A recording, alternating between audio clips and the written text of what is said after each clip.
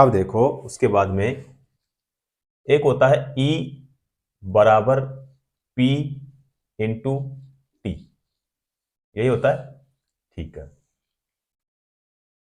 अब यहां पे E का मतलब क्या होता है? E का मतलब होता है एनर्जी यानी ऊर्जा। ठीक है, तो E का मतलब क्या हो गया यहाँ पे? E का मतलब हो गया ऊर्जा यानी एनर्जी। उसके बाद में है P। P का मतलब क्या हो गया? P का मतलब होता है यहाँ पे शक्ति यानी पावर।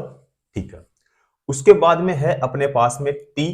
तो T का मतलब क्या होता है? टाइम यानी इसका हो जाएगा समय। ठीक है, अब यहां से हम निकालेंगे कि ऊर्जा का मात्रक क्या होता है।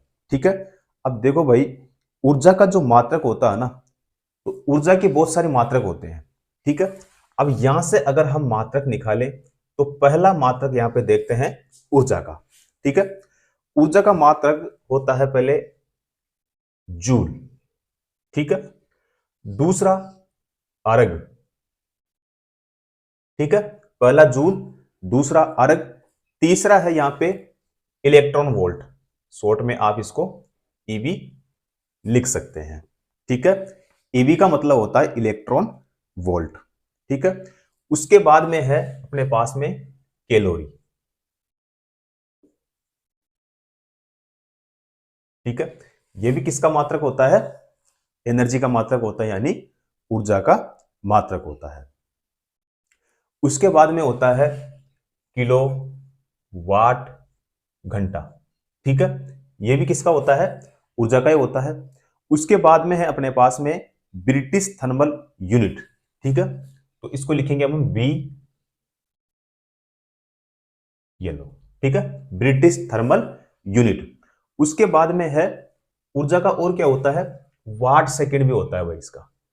ठीक है, क्या होता है? Watt second.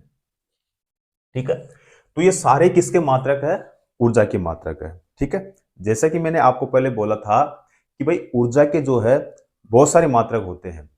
तो ऊर्जा का मात्रक यहां पे हमने देखा, पहला होता है जूल, अर्ग, इलेक्ट्रॉन वोल्ट, कैलोरी, किलोवाट घंटा। ठीक है, उसके बाद में है ब्रिटिश थर्मल यूनिट और उसके बाद में है वाट सेकंड। ठीक है, तो ये सभी किसके मात्रक है? अपने ऊर्जा के मात्रक है। ठीक है, उसके बाद में देखते हैं एक होता है कि उष्मा। उष्मा की व्यवहारिक इकाई क्या होती है? क्वेश्चन पूछा जाता है कि उष्मा की व्यवहारिक व्यवहारिक इकाई क्या होती है? ठीक है, तो उष्मा की अगर व्यवहारिक इकाई पूछे तो आपको बताना है कैलोरी। ठीक है, तो उष्मा की व्यवहारिक इकाई क्या होती है? कैलोरी होती है। ठीक है, उसके बाद देखते हैं कि एक जूल एक जूल में कितने अर्ग होते हैं। ठीक है, तो एक जूल में 10 की पावर 7 अर्ग होते हैं। ठीक है, यानी एक जूल किसके बराबर होता है? 10 की पावर 7 अर्ग के बराबर होता है। ठीक है, उसके बाद में है अपने पास में 1 किलो कैलोरी। 1 kilo calorie. ठीक है, बराबर कितना लिखूंगा? तो 4186 जूल। ठीक है, 1 किलो कैलोरी में कितने जूल होते हैं? तो आपको बताना है 4186 जूल होते हैं। किसमें? 1 किलो कैलोरी में। ठीक है, उसके बाद में एक कैलोरी एक कैलोरी बराबर, तो 4.186 क्या होंगे? जूल। ठीक है, एक कैलोरी में कितने जूल होते हैं? तो 4.186 जूल होते हैं। किसमें? एक कैलोरी में। ठीक है, उसके बाद में है अपने पास में एक जूल बराबर 1/4.186 कैलोरी बराबर क्या लिखूंगा, बताइए। हैं? अच्छा, ठीक है, तो यहां क्या लिखूंगा, 0.24 कैलोरी, यही होता है। ठीक है, अब पहले इसे कीजिए आप नोट, उसके बाद में फिर मैं आपको आगे करवाता हूं।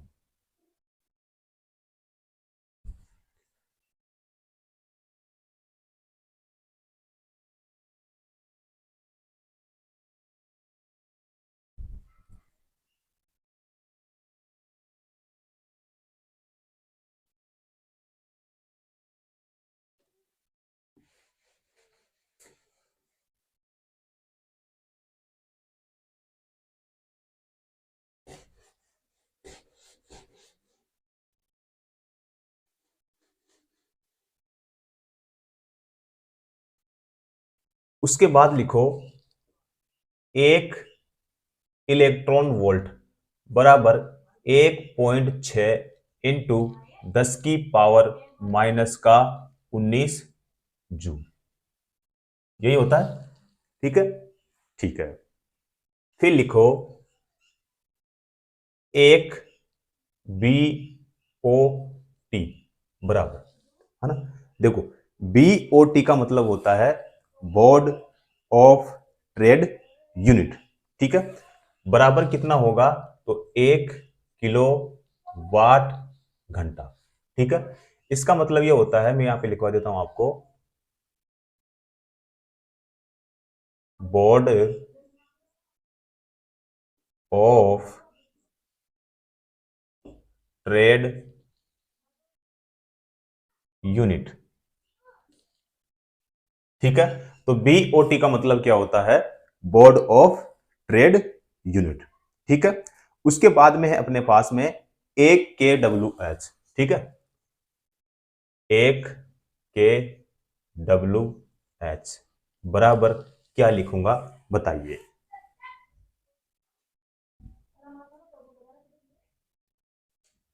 तो क्या लिखूंगा, तो 3.6 इंटू 10 की पावर 6 जूल। ठीक है, उसके बाद में लिखो एक ब्रिटिश थर्मल यूनिट बराबर क्या होता है, 252। ठीक है, यानी 252 कैलोरी। ठीक है, उसके बाद लिखो बी ओ टी यानी बोर्ड ऑफ ट्रेड यूनिट बराबर क्या होता है, के डब्ल्यू एच। ठीक है, तो बराबर वाट इंटू घंटा बटा नीचे कितने लिखूंगा, 1000। ठीक है, यही होता है, यहां तक इसको कीजिए नोट, फिर करते हैं इसके आगे का भाग।